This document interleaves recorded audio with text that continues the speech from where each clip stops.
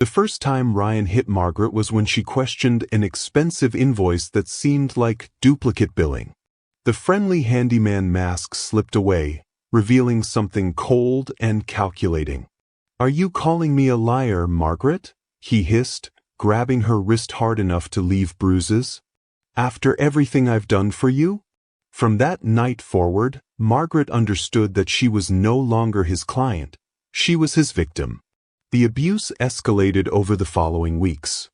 Verbal intimidation became physical threats, which became actual violence whenever she showed resistance.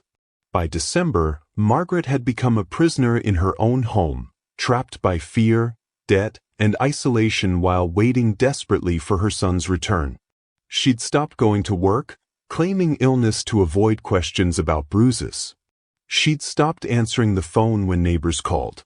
The night Blake came home, Ryan was demanding money Margaret didn't have for a repair that didn't exist, using violence to punctuate his threats in the living room where she'd once felt safe. Back to the confrontation. Blake stepped into the living room with the silent precision that had kept him alive through 47 combat missions, his presence filling the space like a gathering storm. Ryan Mitchell, still standing over Margaret with his fist raised, spun around with the startled expression of a predator caught in the act. "Who the hell are you?" Ryan snarled, his voice carrying false bravado. Blake didn't answer immediately.